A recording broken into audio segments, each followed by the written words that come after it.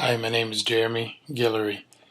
This is my participating video. It was taken during a leadership planning retreat that happened in June 2016 once the 2015-16 school year ended.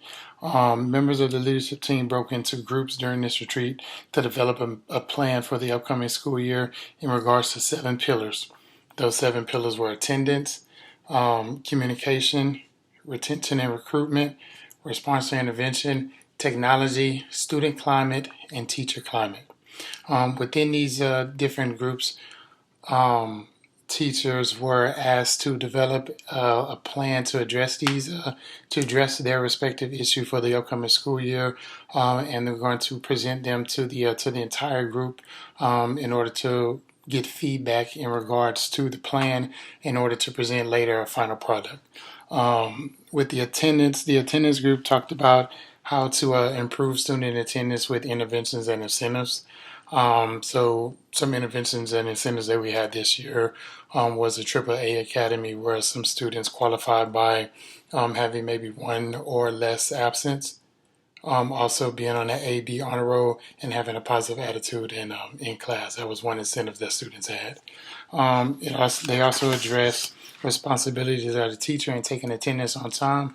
We all know that, about that 10:30 mark, that attendance needs to be taken because that determines, the money coming into the school. And the last thing that attendance addressed was communication with parents. How are we going to do a better job of communicating with the parents, let them know, the kids are absent or your kid is here, just being on the same page, so that there's no problems with communication there. The second pillar was going to be communication. This was how to improve parent communication. What is doing community walks with families around in the community, recruitment events, and also doing like a welcome phone call during the first week of school to welcome the students and their parents to Martin Middle School, since it will be the start of the school year. Another thing was student feedback. Within the student climate pillar, the group talked about grade level community meetings and meetings to meet with assistant principals to address goals for those students that have chronic absences.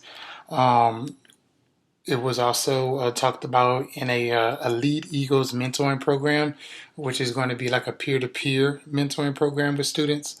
A good PBIS system is also something good to have in place.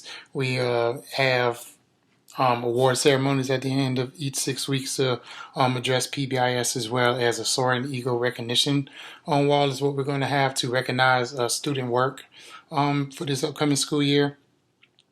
And also we talked about expectations for student behavior during passing periods and what that looks like in a hallway, in a classroom, and just some different areas across the school. Teacher climate was also talked about, introducing evaluations once every 6 weeks during PLC time. So PLC, professional learning communities, where at my school we meet 5 days a week, 3 days a week of it being for content planning and the other 2 days being for grade level meetings. So we would be able to, during those grade level meetings or one day of the team planning, then the assistant principal will meet one-on-one with the teacher and talk about, what they seen in their class when they did walkthroughs and that sort of thing. The group also talked about having a mental health professional development session where leaders participated in adult-based SEL lesson and just kind of team building exercises to improve the teacher climate on campus. The recruitment and retention talked about programs and events used as a recruitment tool, which include community walks, the middle school choice fair, STEAM Fest, which showcases science, technology, engineering, fine arts, and math programs available to the students, in which we just showcase programs and different projects that these departments of students put together just to showcase things that are available, programs for the school. And the last one was the RTI. The RTI, where we talked about progress monitoring and how often that would occur, and also what type of interventions we would be in place for the 16-17 school year for Tier 2, Tier 3, and also Tier 1 students. So that was just an introduction to the professional development. I'll be presenting on the RTI, Response to Intervention part of the program. Okay, I started the timer. We were doing a lesson over RTI, Response to Intervention. Everybody should have a copy of the breakdown of everything, the unit organizer here. I have an extra one. The three brackets that we kind of ventured off into was Tier 1, Tier 2, and Tier 3. We're talking about interventions. So talk a little bit about Tier 1. Tier 1 was going to be all the students, in which we were going to use, if you look through the packet, there's a SMARTER acronym on the end. We were going to use this when we were developing lesson plans with our teachers and all, making sure that we list out all the topics that were listed under there as far as who will receive interventions, what will we be providing students interventions over, and how often and so. So this was part, sorry, Jeremy. Yeah. This was part of the, do you remember at the beginning of the year when Matt Pope was like, we're just doing the S&M, but I don't like to say S&M. Do you remember that? So this is like we've been doing the S and the M, which is the like the unit organizers. But next year with SIM, we have to do this anyway. It's like we're supposed to do like the whole SMARTER planning checklist. So this is just something that we have to do anyway, but we just adapted theirs to fit our systems at our school. So that's what this is. And with the lesson planning, we still wanted to stick to probably the Monday, Wednesday, Friday schedule of meeting with your teachers during PLCs 3 times a week. And also having the ICs, instructional coaches, leading those presentations and planning meetings. But also just to hold the teachers accountable and the IC accountable, asking for the APs to kind of step in maybe once a week just to make sure, implementation is actually going through with those lessons and what's being discussed inside of those lessons. And evidence of this being is, either on a Dropbox or in a Google Doc, having lesson plans visible for the IC or the principal or the APs to go in just to check and see to make sure everything's aligned with what's on the lesson plan and that you're doing exactly what you say that you're going to be doing and all. Conducting observations with the ICs and APs. So that's a little bit about Tier 1, which was what we wanted to talk about and implement. To be sure that we have advocates for ELL, 504, and SPED. Then on the lesson plan format is where we have boxes checked off where you can advocate for those students so that we be sure that we are creating rigorous lessons for each of those groups. You'll also notice that at the top there's 2 new boxes that say SIM integration and SEL competency. So that's going to possibly be a new expectation for next year. Like, how are you going back to your unit organizer? Are you doing a frame? Like, what SIM component are you integrating for that day? And what SEL component do you have integrated for that day? Like, are students reflecting on their learning? Are you giving kids brain breaks? Are you having kids work in partners and they're working on their social skills? Just what SEL thing is happening for that day? And one of the reasons it came up is because in our ELA instructional coach district-wide meeting that we had for the secondary ICs, they did show us a model lesson in which there were SEL components specifically noted related to certain activities that were done. And so for self-awareness or social awareness, it can even tie into your language content objective as well. How do you have your purposeful pairs speak to one another, discuss a problem, that kind of thing. So we wanted to go ahead and be a little bit ahead of that curve and start to contemplate those things as we plan for core instruction. To move on to Tier 2, the way we would identify the Tier 2 students would be just as we've been doing, using common assessments maybe every 3 weeks And then there's a form, a progress monitoring form in the packet in which students will go through and, there's a teacher. What's the teacher form? It's combined. The data analysis tool was a teacher form in which the teachers go through, identify what SEs were students struggling with on this assessment, which SEs did the students perform well at on those lessons, and compiling of a list of Tier 2 students in which the tutor just to kind of fill in those gaps and holes from what the students may have missed or not understood within those on those tests. One big change, I know everybody been talking about advisory. One thing that we would have liked to change about advisories is that's when math and ELA does their intervention groups. So we thought, at the end of the year, students like to just kind of walk around and try to avoid those groups. So we thought to implement that after each grade level's lunch period for 30 minutes. That way, everybody's in the same location. Nobody's able to escape there, and the teacher could just pull the kids, whoever they needed from that group, when everybody's in there. So we thought that would be a good way to meet, every kid and get every kid pulled to give them the service, whatever service they may need. Who would implement this? This would be the coaches would facilitate it, have conversations along with the teachers, with the students that we would like to pull during that time to let them look at their data, see how their numbers, how their grades, and how they perform, and what they need, what they may need work on during those interventions. Expectations for adults and students would be the instructionalist coach continue to make the tests and to run the DMAC reports to get back for the teachers to help them determine who they wanted to pull for their Tier 2 students and for their Tier 2 groups during that after lunch period. And when the teachers get that data back, we're not sure. So I think that there's a way that we can mail merge it from Excel and just have it populate for each of the kids, for their readiness SEs and their percent correct on the test. But if there's not, then it's probably not reasonable to be like, hey teacher, fill out 130 of these forms for all of your kids.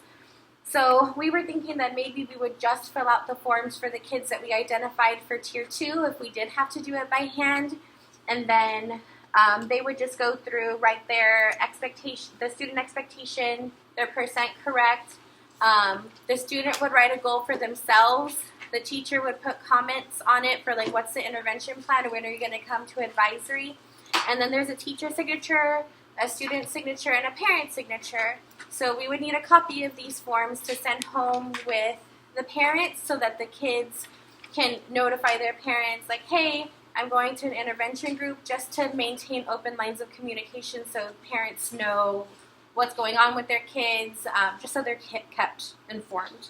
Another thing we talked about, and this can be part of the open discussion once you have a chance to let it percolate, is to use that form as part of the review, because I'm pretty sure everyone on this campus does this, but after every common assessment, the teachers would take time to go through it with the kids to talk about what went well, what didn't.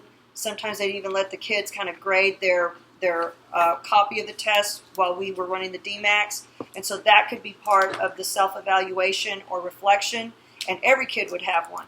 And I know we did that for our pre-AP kids, but every kid would probably benefit from that. And it would also save some of the handwork that the teacher would have to do. So we have some flexibility with that, and I think y'all's brain power will help us with that piece. Just to implementate the timeline for the implementation of the Tier 2, we have common assessments every 3 weeks, which would be 2 per 6 weeks, in which we would start the interventions from those common assessments the week after, giving teachers time to meet with the groups and meet with the students to let them know, go over their data with them, and to come up with any resources in which they want to use for the interventions. Tier 3, we would use Think Through Math program. The first thing it does when you sign in on Think Through Math is it asks each student to take a retest. Take a pretest in order to find what level that they may be at it's a math program for math, and we would use that to compile our Tier 3 lists, so that we already have those lists starting at the beginning of the year or a little bit into the first 6 weeks, and also that so that unit or what is it? Cohort. No, I can't think of it, but we would also give a test or 3 years back STAR test to also to the students to figure out what level they're at by giving up those tests.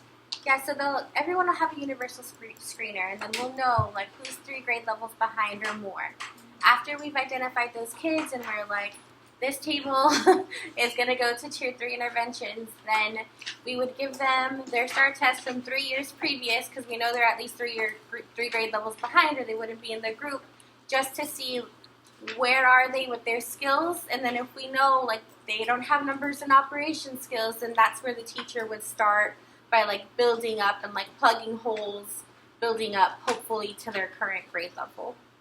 And we would like to give the universal screeners within maybe the first 2 weeks of a school using Think Through Math, and also the Gates test, and what was your other one?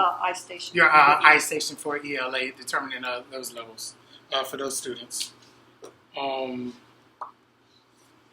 the Tier 3, one of the SEL components that will be covered through that is once the children for ELA are identified for Tier 3 interventions, the specific learning strategies curriculum that we use for that has an entire unit, the first unit, devoted to what they call possible selves. And so it is a way for the children to reflect on who they are as just a person, not just a student and a learner. And for each element of themselves, they reflect on who they are, what they would like to be, what they can possibly be, and they set goals towards that. And so that's how they start it, because they figure, look, these kids, they are 2, 3, and sometimes even 4 grade levels behind. They really need to reflect on what they bring to the table, because everything about them has been seen through this lens of academic unachievement. And so that's a real powerful tool. The teachers will spend about 3 to 4 weeks even on that piece, and that gives us time to get all our resources together to do the actual intervention to narrow those gaps. And they have a chance to reflect on that throughout the rest of the year. So the Tier 3 ELA, very specifically looking at not just academic, but the whole child to kind of sustain them through this. Along with that, we were also thinking about rewarding progress.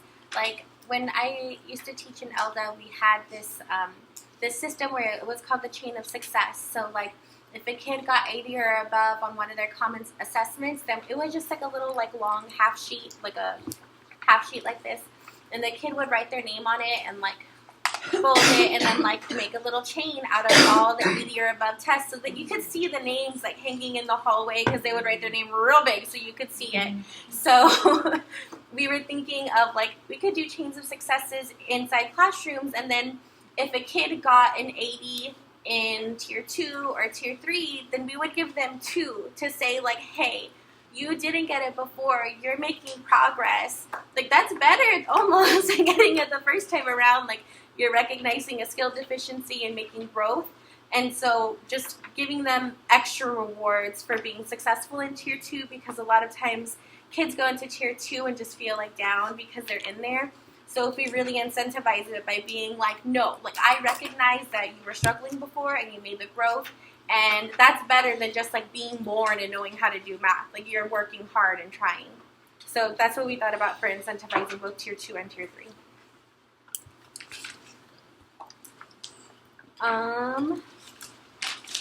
I think that the last thing is the timeline. We're just going to do it like as soon as possible.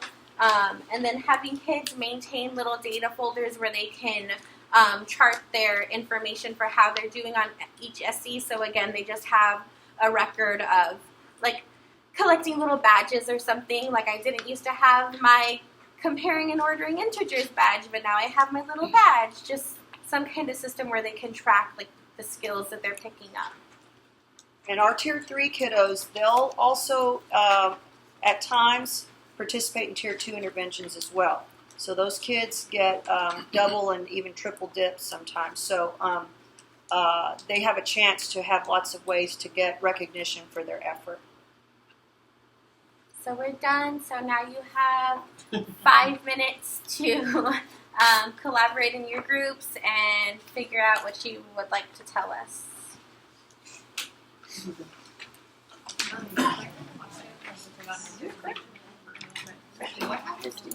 We had 2 minutes left. Yeah, there's 2 minutes left.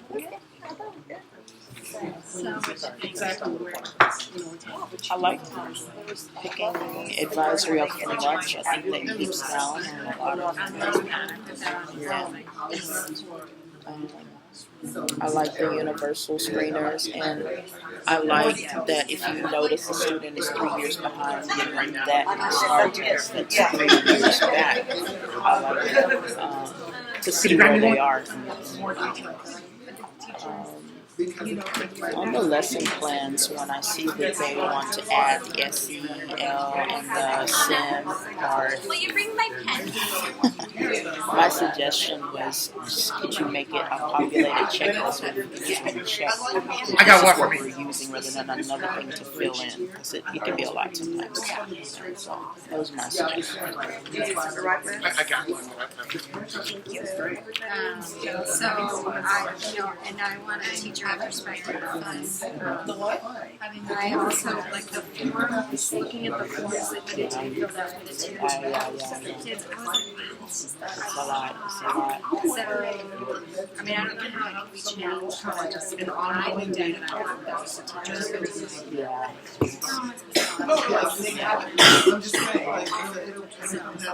Probably maybe figuring out a way to make this but I really liked it. The one thing that I wondered though was like, so if we pull the kids during lunch, or after, like at the end of lunch, right? Then they lose their class time after lunch. How does that work? And so for our 7th graders and our 8th graders, that's fine the way the schedule is this year because they don't have lectures. Oh. How is that rolling? For 6th grade, they could have been elected, they could have been more content.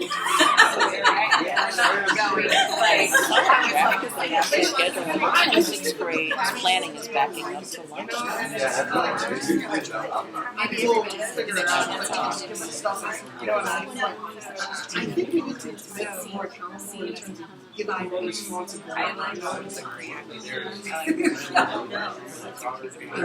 have 2.5 minutes left.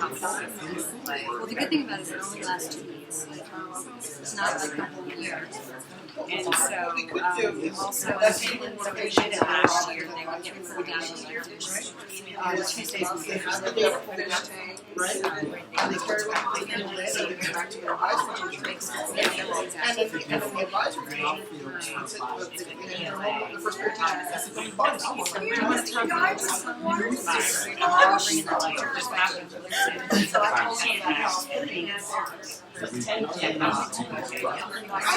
speaking about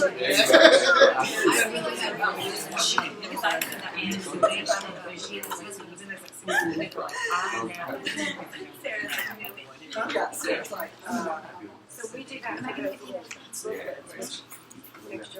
Is that like critical? But I'm just wondering, is there a way that we can have that systemic where we can have the data pulled up from SNAP? I think we should try. I think that'd be great.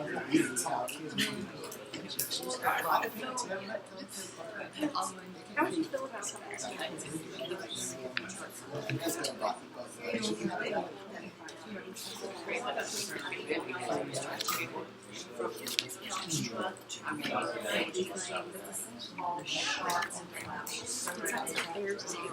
Have about 30 seconds left. Yeah.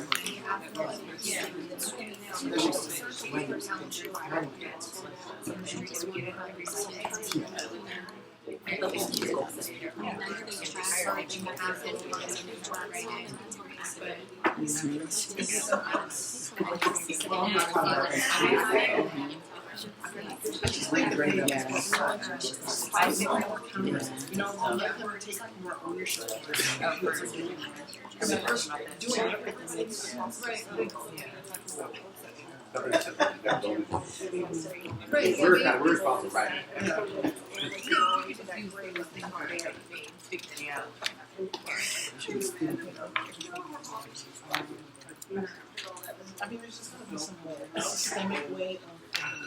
All right, guys, time's up.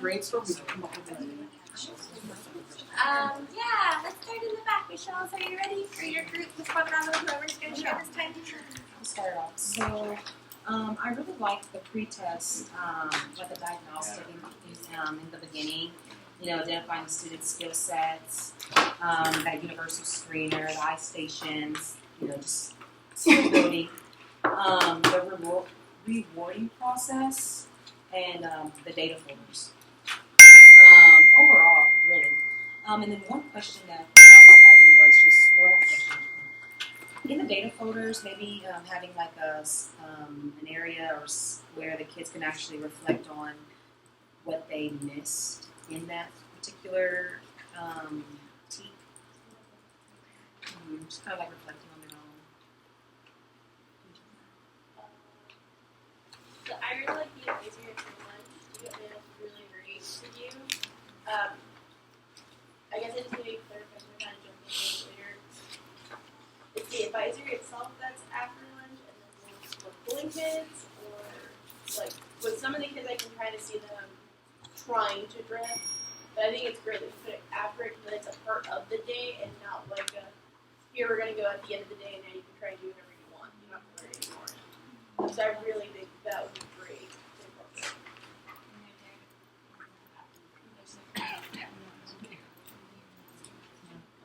Was there anything else, Ms. Coleman? Okay. Ms. Sure. So, we thought that all the tiers, it was really well catered to self-management and self-awareness. So we thought that was pretty awesome. Also, I personally kind of like that each kid has kind of like a personalized plan for them, so they have different tiers, and that way they can get the most out of that instruction. I guess some of the concerns that we had were, I guess, like the way we did it this year with the kids with the tier 2 and the tier 3, where they had them for this specific amount of time. You would send the Google Doc, and then we would check to see where those kids would be with each teacher. Sometimes it would be a little confusing. It's like if I had a kid that wasn't in my class, I would be like, who is he with right now? So just maybe finding some better way of like keeping track of where these kids are for that. I don't know if we're still doing 2-week slots, but that would be helpful. And then maybe, I guess, this is, more of a elective thing. Sometimes, like, if those kids, since they have 2 options for electives, maybe are on a certain time, if they could be pulled from, like, let's say a PE elective as opposed to an arts one, like if we have UIL contest or something like that, that would be cool. I guess that would just involve communication between electives teachers and you guys. But I think it worked out pretty well this year. I was going to recommend that we not encourage the students to tell the parents that they're in interventions, because I've seen it go both ways. I've seen parents that are really excited that their kids are getting extra help, and I've seen it go, well, my kid has been taken out of something fun to go do more math. Why is it not being done at another time? So I just not encourage that. I've even heard from other campuses that that's probably not a good idea. We agreed with Ms. Quadrado about being taken right after lunch. That it would work. Ms. Wilder's group? Okay, so with the lesson planning, we're all going to use the form, but I like that we're doing it. And then just the fact that with everyone being tested again, and that just how everyone's going to get the chance to participate where they need to be, and that's going to go across the board, and everyone's going to be reevaluated. And then the quick turnaround for Tier 2, I think, is really good. I like that we did it last year, too. That we like that. And just that how, we have the common assessment, and are quickly turning around and saying, okay, this is where we need the help. And one thing we came up with, or that I guess they were already doing in social studies, and I think Ms. Scholes just touched on it, is maybe like a tracking tool so that the kids can more self-manage, and where, when we already know the TEKs that they're being tested on. If those TEKs can be outlined for them, and when they get their test back, they can check off whether they passed the TEKs. Like, we're not telling them, so they can see, okay, I missed this here, so they can identify where their struggles are. So even though we are going to be telling them where they need to be, they are also seeing their deficits and their strengths. And possible selves. We were talking about we could possibly roll that out to the whole campus instead of just doing it with the tier 3, because we can also incorporate all goal setting, so with grades, attendance, and kind of make that like a cumulative everything. Because possible selves hits on future goals too.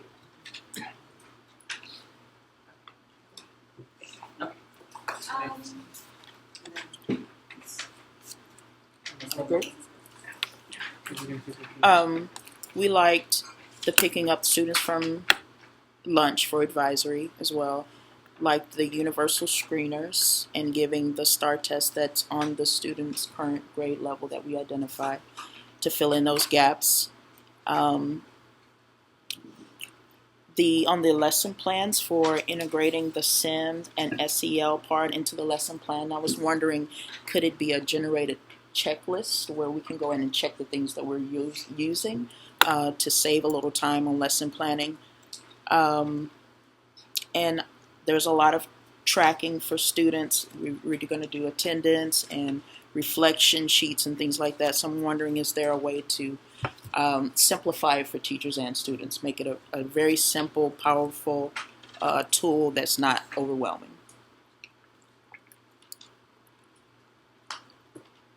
We also wondered, like, if the students are picked up from lunch, so what does that look like? They're losing that time in the class after lunch, and is that always an elective, or is it sometimes a core content class? Like, how does that? I like the idea of the lunch pickup because I think we don't lose as many kids that way. Like, they're getting there, and they're getting there on time, and they're getting busy, right? But just what classes are they?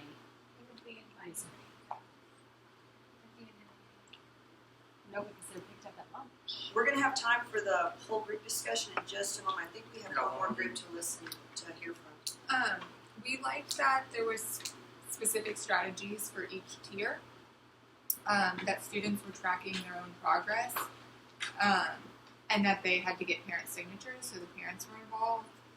I guess we just would want more details for the data folders and how we could like really make the students take ownership of it, and maybe if it's a folder and they include their attendance data, they could kind of include everything, and teachers would just know, let me see your blue folder, let me see this. Yeah, we were talking about it, kind of making it like a systemic thing where they carry that folder throughout the entire day, and Mr. Lopez was saying that his daughter who's in elementary school does that, so it could give the kids some responsibility that they're in charge of that data folder, and just to have that for every single subject that they go to, monitoring their progress and what's going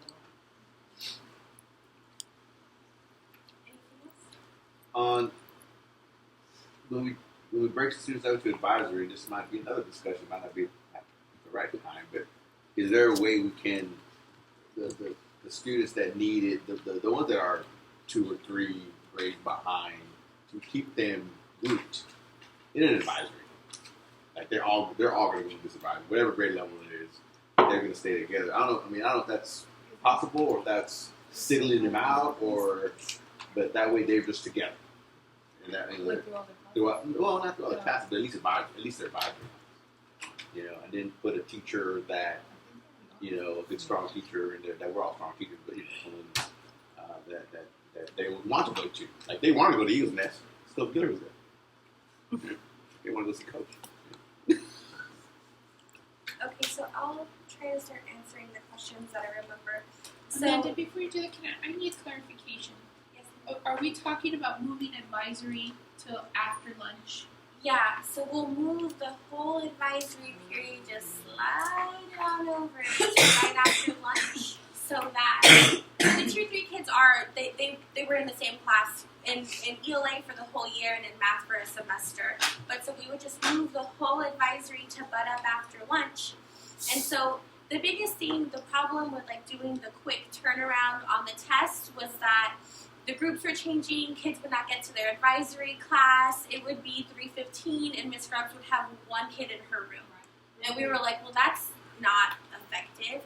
And so we started like making them longer, which was not hitting as many kids. So we thought if we moved the whole advisory to right after lunch, all the kids are in the lunchroom, Miss Scruggs goes down, Mr. Lopez is like, hey, that's your group. If you're with Miss Scruggs, then get up and go right now. Miss Scruggs takes the kids upstairs. There's fewer places for them to slip off to. And then the last period would be 8th period. We would just slide it. So all the butt up students against would be lunch. lunch at the same time? No, sir. So The we grade got level. So after each grade level's lunch, that's 30 minutes. It's kids eating lunch, duty-free lunch for teachers. The next 30 minutes is advisory. And all the teachers would come and pick up their kids for advisory. So our tier 3 that are grouped together for all year, even that tier 3 teacher would come get his or her kiddos. And the tier 2 interventionists, they would come. You guys are going to have your pals. You would come. All the teachers would come and get their groups from the cafeteria for advisory. And then they'll do advisory for 30 minutes. So I guess I'm confused. How is it by grade level advisory? Like we're gonna After every lunch. Yes. after every lunch. So what if you have a mixed grade level advisory? So I know. Sorry, we discussed. If we're going to change about if we wanted, since we already have kids pulled out for RTIs, advisors to be mixed grade level for some of the elective teachers who would need to see their kids, depending on which plan. So that would, So But that's we did another that- conversation. I guess Well, it is this conversation, but Yeah. if we did that, then it wouldn't be possible. Okay. 6th and 7th grade next year has lunch together, and Yeah, 8th grade and has I lunch know by that. themselves. So Okay. that wouldn't be possible. You're right. I just want to know, what would be the cons, because I've seen campuses do this, of instead of doing it after lunch, instead of putting advisory at the very beginning of the day. So I'd like to respond to three points. I've tried advisory at the beginning of the day. What happens is kids show up late, and that would really hurt us in attendance. We've been considering and our master schedule. Amanda's made like 3 versions of a master schedule just because so many things are uncertain. But all 3 maybe. And some of the master schedules include mixed lunches. So if you have mixed lunches, we could have mixed advisories, right? What we need to do is consider the pros and cons, and I'm hearing some great pros of moving advisory right after lunch. But one of the benefits of having advisory at the end of the day is that really transitioned well until extended day. So if you had an advisory that went into like AAA, Ignite, the credit recovery, the STAR tutorials, all those things transition very nicely, we'd have to adjust there as well. So these are all great ideas, and I think we're at a good place where we can come back later and weigh those pros and cons. But I don't want to say no or yes to either one of those right now. The other point that I wanted to address was, as far as parent communication, that is key. That is key. One of the things that we've heard from our parents very loudly is that they needed to hear more from us, not less. The other point is that House Bill 5 requires that we notify parents when we're pulling them from electives for interventions. And furthermore, we need their permission if it's going to be more than 10% of the school year that we're pulling them from. So it's not, do we want to, or are we going to encourage it, but we have to have that parent communication piece. And I think it's important. I mean, this is it's their child. I think they have the right to understand what's going on. I would want to know if my daughter failed the test. Yeah. And so, I like that, and that's one of my favorite parts of your presentations, that you included the parent aspect where they're they're getting involved with what's going on. But let's be real, some of them are going to be extremely irate when we tell them we're pulling them from choir to give them some more members. So we have to be It's just the reality.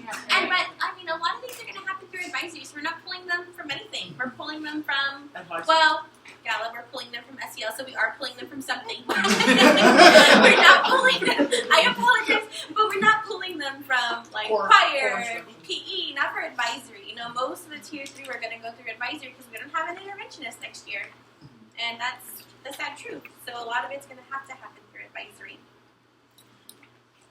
I forgot to set the timer for our discussion, so I'm sure we went over time. So if there's nothing else,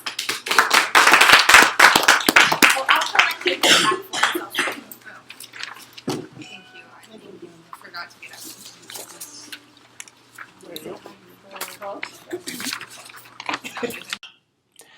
My group and I presented about the RTI plan for the campus. We discussed planning, writing, and delivering effective lessons for Tier 1 and all students. A differentiation for special education, English language learners, and gifted talented students were documented with strategies on a lesson plan template. Implementing an effective intervention for Tier 2 students based on class and assessment data was next to talk about. Lastly, for Tier 3, we discussed students having a universal screener in math and reading during the first month of school, with the purpose of identifying students who are 2 or more grade levels behind. After presenting details on the RTI plan, other members of the retreat provided feedback to consider when revising the plan for a final draft. I feel that we have a good system in place for progress monitoring of students in class from their weekly assessments. After each assessment in class, teachers will meet with me to discuss the results and complete a data analysis tool during PLC. My group and I have made some proposals for the leadership team to consider in regards to the RTI plan for the upcoming 2016-2017 school year. After considering feedback from our initial presentation, we will work together to develop a final plan for the campus. Thank you for all y'all's feedback.